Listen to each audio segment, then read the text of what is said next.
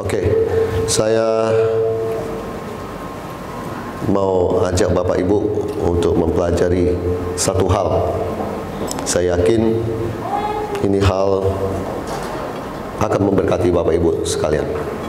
Buka Alkitab Anda di Efesus pasal 6 ayat yang ke-10. Efesus pasal 6 ayat 10. Oke, saya akan bacakan. Akhirnya, hendaklah kamu kuat di dalam Tuhan, di dalam kekuatan kuasa-Nya. Ada amin? Masih agak kurang aminnya. Saya baca ulang ya. Akhirnya, hendaklah kamu kuat di dalam Tuhan, di dalam kekuatan kuasa-Nya. Bapak Ibu terkasih, kalau saya merenungkan firman ini, saya sedang berpikir bagaimana kita ini bisa kuat di dalam Tuhan. Itu penting, Pak Bu. Apalagi saat ini, kalau Bapak Ibu terkasih menghadapi banyak masalah, persoalan dalam hal kesehatan, keuangan, dan lain sebagainya. Pak Bu, saya mempelajari bahwa untuk kita bisa kuat di dalam Tuhan, di dalam kuasa Tuhan, Bapak Ibu harus terhubung dengan Tuhan. Oke, saya kasih contoh, Pak Bu. Ini keyboard. Ini ada colokan satu ini. Ini yang ke adaptor, itu yang ke listrik. Keyboard ini, kalau nggak ada colokan ini, keyboard ini tidak akan bisa nyala. Seringkali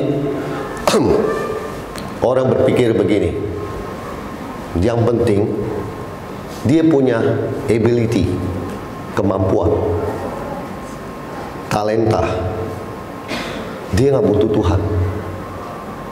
Nah, seperti keyboard tambah colokan ini. Nah, Pak Bu, orang-orang seperti begitu, pada akhirnya saya akan menemukan di akhir hidup mereka, mereka tuh bukan orang hebat, karena dia sesungguhnya tidak terhubung dengan Tuhan. Tetapi kalau saya menemukan ada orang yang sederhana, pendidikannya nggak terlalu tinggi, kemampuan dia tidak terlalu hebat, biasa-biasa saja. Tetapi yang terpenting di sini adalah terhubung dengan Tuhan. Yang paham ada amin 1-2 saya dengar. Yang lain masih bingung. Pak Bu, Anda hidup di dunia penuh dengan persaingan. Ada toko A, toko B, toko C. Saya mau kasih tahu Bapak Ibu terkasih, di Jakarta kalau toko-toko itu bisa berjejer, bisa bersaing-saing dan sebagainya. Bayangkan Bapak Ibu terkasih, kalau masih mending pesaing Anda adalah orang-orang yang tidak percaya sama Tuhan. Tetapi hari-hari ini pesaing-pesaing Anda adalah orang-orang yang sudah percaya sama Yesus. Lalu bertanya saya, apa yang membedakan Anda dengan dia? Sama-sama anak Tuhan. Yang membuat dia berbeda adalah orang itu terhubung dengan Tuhan. Saya menemukan dalam hidup saya, dalam pengalaman hidup dan juga baca firman, bahwa orang-orang yang terhubung dengan Tuhan itu dia pasti berbeda dengan orang yang tidak terhubung dengan Tuhan. Sebagian orang bilang bahwa dia terhubung dengan Tuhan, padahal sebenarnya tidak. Orang yang terhubung dengan Tuhan pasti kuat. Orang yang terhubung dengan Tuhan pasti berbeda. Orang yang terhubung dengan Tuhan itu hidupnya pasti berbeda lah. Contoh Pak Bu, mikrofon ini bisa bersuara karena ada receiver. Receiver itu, Bapak Ibu tahu, terhubung dengan mikrofon ini. Ini bisa saja manusia biasa. Tetapi kalau dia terhubung, suara akan keluar dari sini. Di sini saya mau bicara gini. Tidak penting sebuah kemampuan yang luar biasa, tetapi sombong. Tetapi yang terpenting adalah kalau Anda selalu terhubung dengan Tuhan. Sampai di sini dulu. Bapak Ibu terkasih, Anda bertanya, kalau begitu bagaimana cara supaya saya bisa terhubung dengan Tuhan? Satu, saya akan menjawab di Efesus pasal 6 ayat 18. Dalam segala doa dan permohonan, berdoalah setiap waktu di dalam roh, dan berjaga-jagalah di dalam doamu itu dengan permohonan yang tak putus-putusnya untuk segala orang kudus. Pak, Bu, pertama, doa. Doa membuat Anda terhubung dengan Tuhan. Yang saya maksud di sini doa bukan doa makan, doa mau tidur. Bapak Ibu salah. Yang saya masukkan di sini adalah doa di mana Anda beri waktumu untuk sungguh-sungguh kamu terhubung dengan Tuhan. Sebuah komunikasi bisa terjalin kalau Anda mau bayar harga. Bayangkan, Bapak Ibu terkasih, bayangkan begini. Kalau setiap hari Anda duduk di toko, Anda berusaha dengan dagang, Anda berusaha dengan bisnis, otomatis Anda tahu harga barang, supplier, jual ke siapa, penghasilan berapa, pengeluaran berapa, karyawan siapa yang bisa kerjakan, dan lain sebagainya. Benar kan? Kalau Anda hidupnya beri waktumu untuk berdoa, pastinya segala sesuatu tentang sorga akan kamu dapat. Kenapa ada firman berkata, datanglah kerajaanmu seperti di bumi, seperti di sorga. Kerinduan Tuhan adalah kamu mengalami hadirat Tuhan di sorga sama seperti di bumi. Kalau kamu mengalami itu, hidupmu pasti berbeda. Saya masa bodoh dengan sebuah perkataan, katanya zaman sekarang susah cari uang. Kalau saya mau ngomong begini Pak Bu, sama Bapak Ibu terkasih, kalau saya terhubung dengan Tuhan, saya pastikan setiap rupiah itu akan masuk ke dompet saya. Benar Pak Bu. Bapak Ibu kan sudah tahu saya dari dulu. Bertahun-tahun saya pelayanan di Kalimantan Barat, 10 tahun. Saya ini penginjil, tidak ada gereja, tidak ada jemaat. Siapa yang kasih saya persembahan? Malah saya membantu orang. Bapak Ibu lihat saya lebih miskin. Kemarin datang dengan mobil ini, besok pakai mobil lebih buntut. Bapak bilang, oh inilah hamba Tuhan, kasihan sekali. Saya mau kasih tahu Bapak Ibu terkasih sekali lagi begini. Kalau hidup saya terhubung dengan Tuhan, Bapa di sorga pasti akan melimpahkan kasih-Nya, yaitu berkat Dia buat saya. Terhubung dengan Tuhan lewat doa. Setiap pagi Anda berdoa sebelum Anda beraktivitas. Jangan mulai hari-harimu tanpa doa. Doa yang saya maksud adalah doa kamu kasih waktumu buat Tuhan. Saya ulang 2 kali. Ketika Anda punya semua komunikasi dengan Tuhan, contoh ya Pak Bu, segala sesuatu yang bersifat sorgawi Tuhan akan berikan buat kamu. Contoh ya Pak Bu, contoh. Kerap kali kalau saya berbicara dengan orang, saya lihat dia, sepertinya, saya bilang sepertinya, kayak memang roh Tuhan mengenali dia, dan roh Tuhan kasih tahu pada saya. Bukankah Tuhan itu maha tahu? Karena Dia maha tahu, maka Dia kasih tahu saya itu isi hati orang itu seperti apa. Pak Bu, Orang-orang psikolog belajar buku yang tebal untuk bagaimana cara menganalisa orang dan menaklukkan orang itu demi bisnis. Saya tidak butuh. Yang saya cuma butuh adalah doa. Lewat doa, saya akan mengalami sebuah terobosan dalam hal ekonomi. Lewat doa, saya akan mengalami sebuah promosi demi promosi dari Tuhan. Saya kasih kesaksian singkat aja ya, Pak Bu. Bapak Ibu tahu, kalau Bapak Ibu lihat kayak model kita penginjil bisa masuk ke lokasi satu ke satu lokasi satu. Saya nggak bicara itu sesuatu yang gimana gitu ya. Tapi sebenarnya kalau Bapak Ibu mau coba itu sulit. Apalagi zaman sekarang ada banyak pengajaran sesat. Saya mau bilang, gereja itu membatasi hamba Tuhan khususnya penginjil untuk masuk. Saya berdoa dalam kerinduan hati saya mau ada sampai di Sorong, Papua. Untuk apa? Injil. Saya berdoa Tuhan kasih nampak wajah seseorang. Wajah seseorang ini dia dulu dia petinggi GBI, dikenal baik dengan saya. Saya dapat itu, saya angkat telepon saya telepon dia. Dalam hitungan menit, schedule ada 4 atau 5 tersusun semua. Bapak Ibu, Anda mau niru itu, kalau bukan dari Tuhan, no. Sekali lagi saya mau kasih tahu Bapak Ibu, apalagi gerejanya bukan gereja kecil, gereja besar.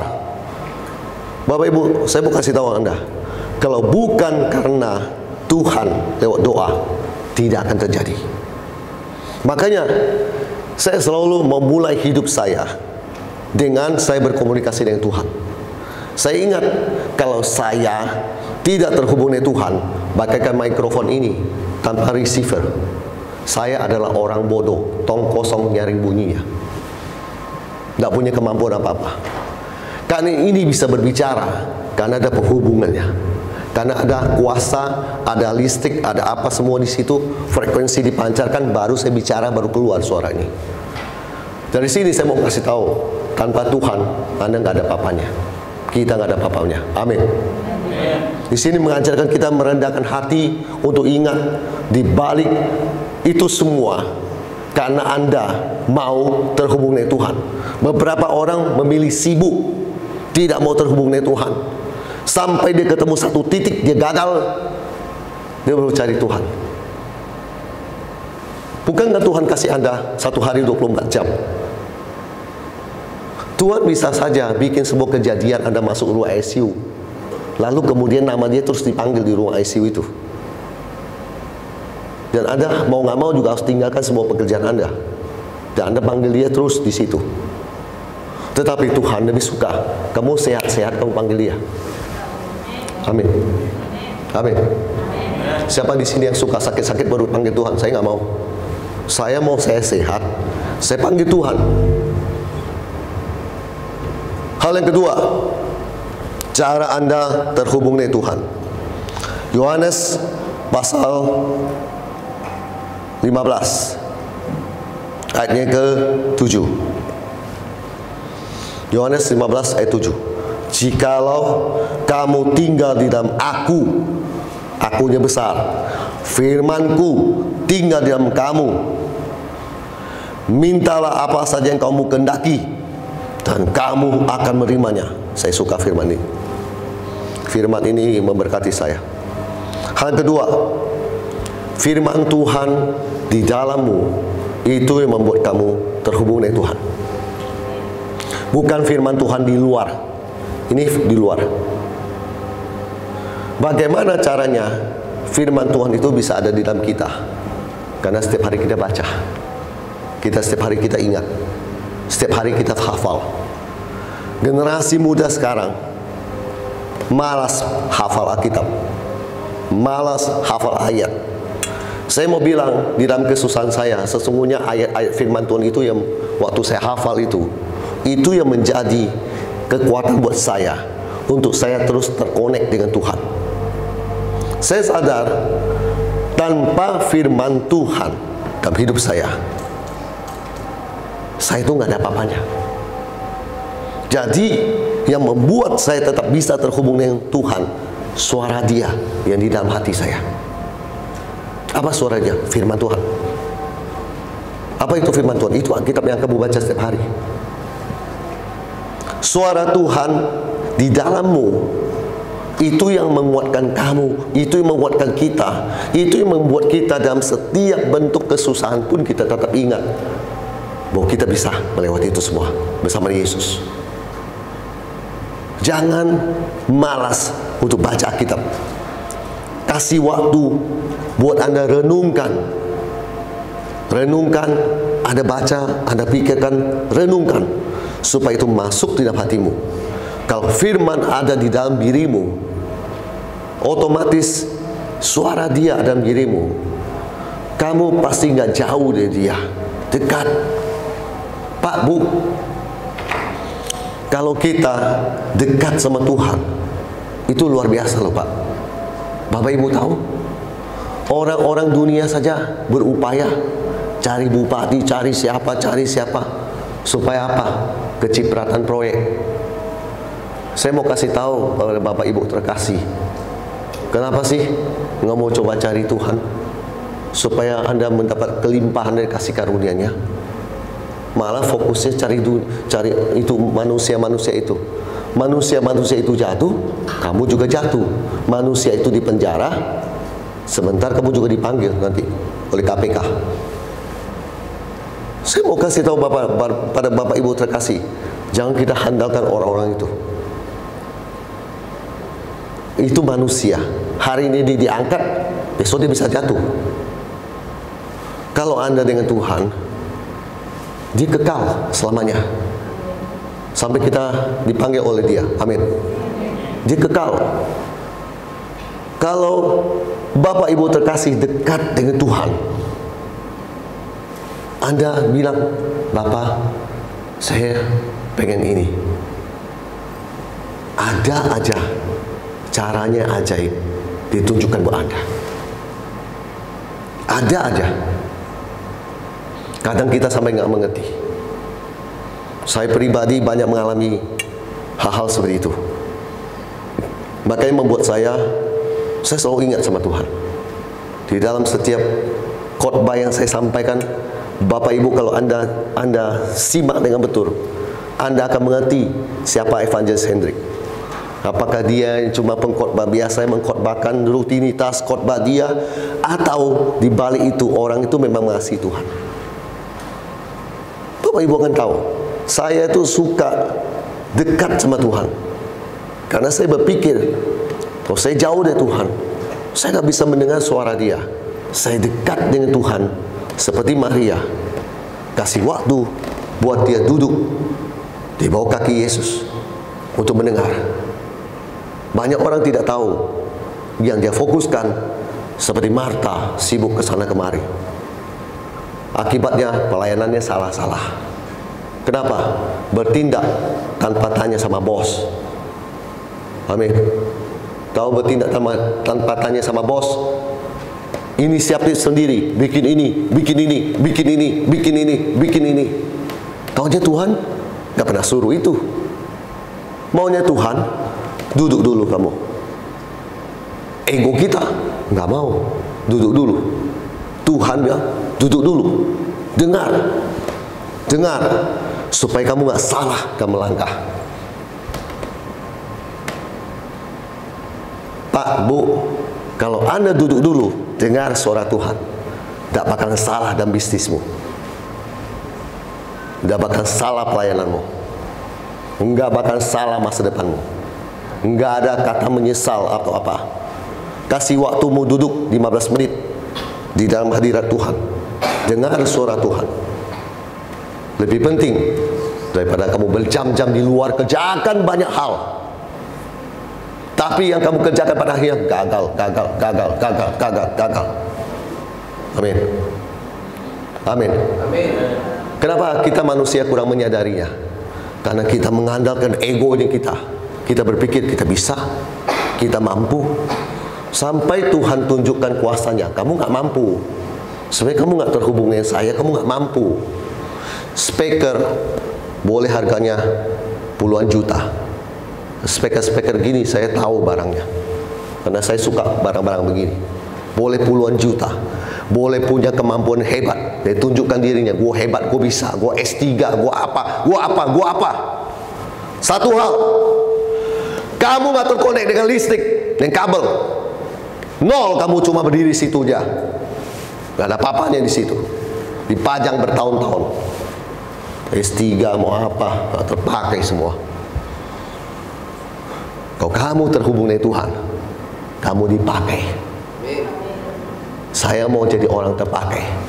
Hari-hari ini saya lihat banyak hamba Tuhan, beberapa saya lihat gak terpakai. Kenapa gak terpakai?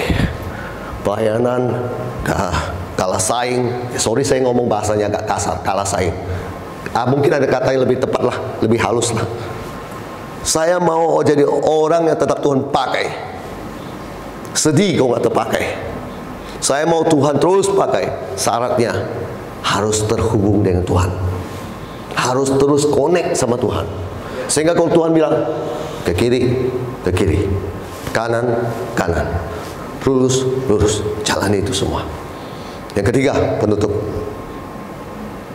Tadi dua firman di dalammu. 3, Matius pasal 12 ayatnya yang ke-50.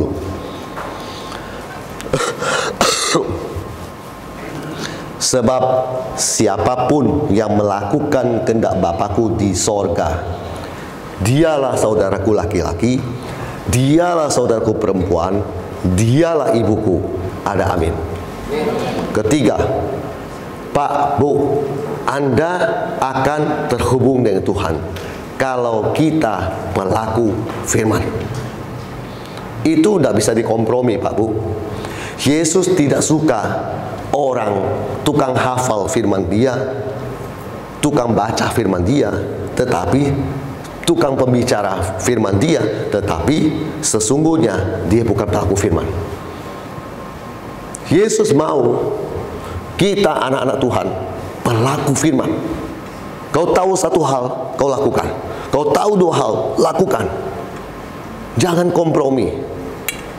Amin. Amin. Saya ini mau bilang, bagaimana kamu bisa terhubung dengan Tuhan kalau kamu bukan pelaku?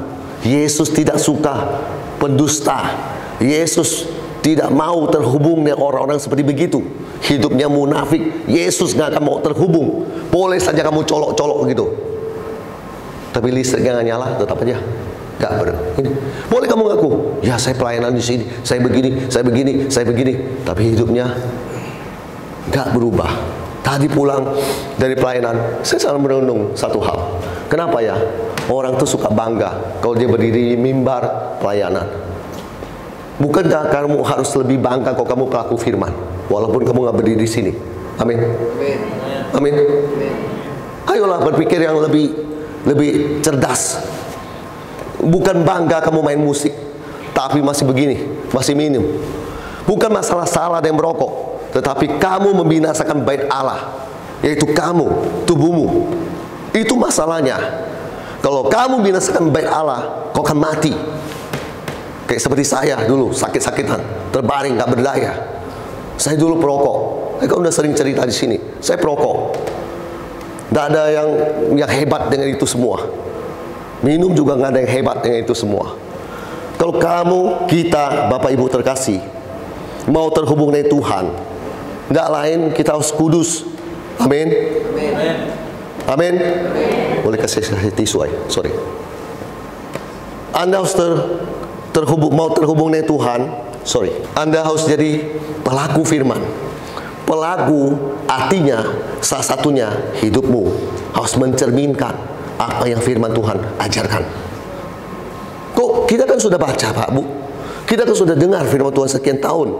Kenapa kita nggak mau termotivasi melakukan itu supaya kuasa Tuhan terhubung dengan kita?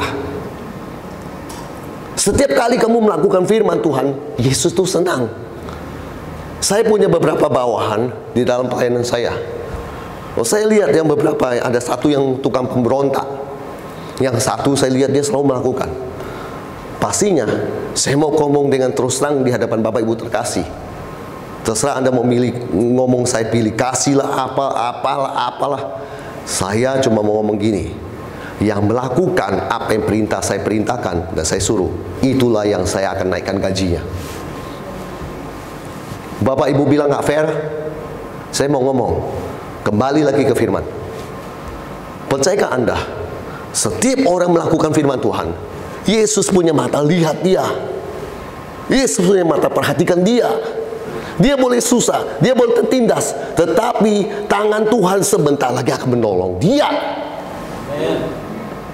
Camkan itu, Tuhan nggak lepaskan itu orang. Boleh Bapak Ibu berkata, ya tapi kan dia begini. Sebentar, kalau dia pelaku firman, Tuhan punya kasih buat dia. Nah, ada ceritanya dia akan dibuang.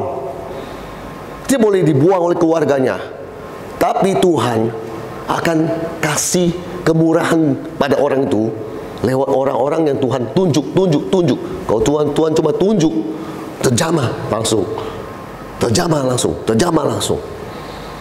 Saya melihat bahwa hari-hari ini, Bapak Ibu terkasih, kita harus jadi pelaku firman, supaya Anda menyenangkan hati Tuhan.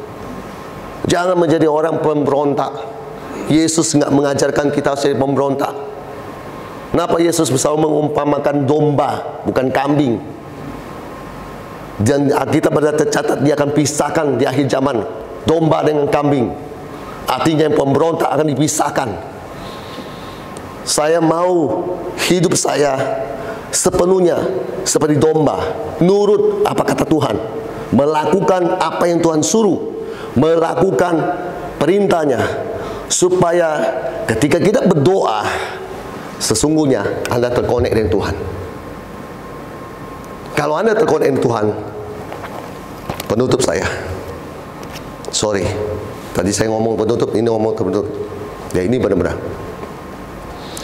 kalau Anda sudah melakukan itu semua, Anda terhubung dengan Tuhan. Perhatikan yang baik sebentar. Ketika power itu masuk, terhubung, speaker nyala, suara keluar, membuktikan bahwa Tuhan punya kuasa atas orang itu, dan orang itu yang biasa-biasa kemampuan yang Tuhan bisa pakai di luar biasa. Satu. Dua, ketika kamu berdoa, bukan masalah suara yang kencang atau apapun dan sebagainya, tetapi ketika kamu berdoa dalam nama Yesus, Tuhan bilang, orang ini terhubung dengan saya, maka kuasa dari saya mengalir masuk dalam diri dia, dan apa yang dia doakan berhasil. Kenapa banyak orang punya doa nggak berhasil? Nggak terhubung, nggak punya power, nggak punya kuasa. Hari-hari ini kita butuh kuasa, power. Bagaimana ketika Anda berdoa dalam nama Yesus, Anda minta order, Anda minta ini, Anda minta sembuh dan sebagainya. Anda mau itu dari Tuhan, tetapi sesungguhnya Anda tidak tahu. Anda adalah kayak mikrofon, tidak terhubung dengan receiver, tidak tercolok dengan listrik. Anda tidak terhubung sesungguhnya. Maka ketika Anda berdoa, berteriak-teriak sekalipun, tidak ada kuasa, tidak ada terjawab doamu. Kenapa? Tidak terhubung dengan Tuhan. Mari, saya ajak Bapak Ibu terkasih, kembali ingat, kalau Anda jauh dari Tuhan, Anda sudah tidak terhubung dengan Tuhan. Sudah lama Anda tidak merasakan lagi kasih Tuhan dalam hidup Anda. Kembali pada Tuhan, masih belum terlambat. Firman Tuhan malam ini buat Anda bukan kebetulan, bukan terprogram begitu dan sebagainya. Memang Anda datang, ini buat Anda. Silakan pemain keyboard, boleh standby. Mungkin Anda bukan seperti kayak saya, tetapi Anda dalam rutinitas di kerja, di mana dan sebagainya, satu hal, harus terhubung dengan Tuhan. Silakan, JG.